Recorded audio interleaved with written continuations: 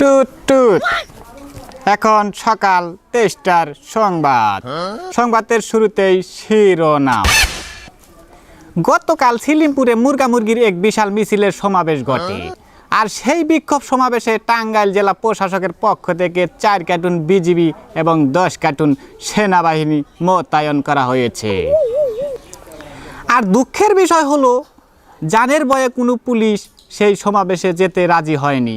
আর সেই সমাবেশে বক্তব্য রাখেন ডিমের ভিতরে থাকা এক মুরগির বাচ্চা। এবার বিস্তারিত। বাংলাদেশের শীতের প্রভাব বেড়ে গেছে। যমুনা নদীর ইলিশ মাছগুলা বাংলাদেশের সরকারের কাছে 70,000 পিস কম্বলের দাবি জানিয়েছে।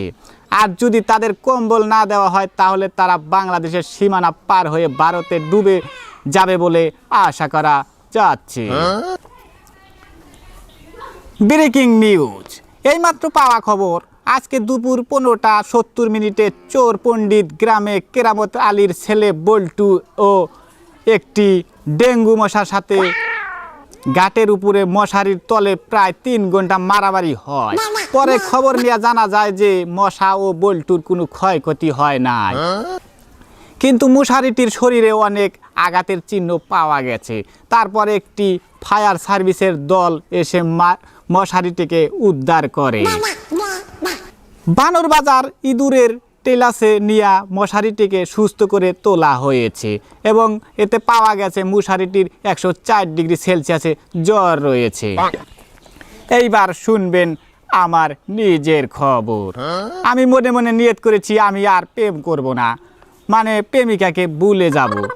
পরে এ কথা কেমনে প্রেমিকার ভাই ও প্রেমিকার আব্বা মানে আমার শ্বশুর মশাই সে কথা জেনে যায়। তারপর তারা খুশি হয়ে সারা গ্রামে 20,000 পিঁপড়ার মাঝে 60 মণ মিষ্টি বিতরণ করেন।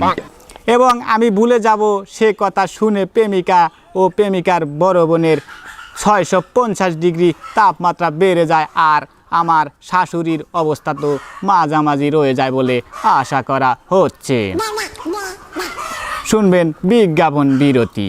আপনি কি স্বাস্থ্য নিয়ে বাঁচছেন, মোটা হয়ে যাচ্ছেন, দিন দিন রোগা হয়ে যাচ্ছেন, অতিরিক্ত মেদের কারণে খেতে পাচ্ছেন না, তাহলে বানরের গু এবং কুত্তার গু মিশিয়ে বানানো হয়েছে ইন্ডিয়ান হার্বাল ওষুধ। সেই ওষুধ খেলে আপনার জ্বর এবং কাশি কিছুই থাকবে না।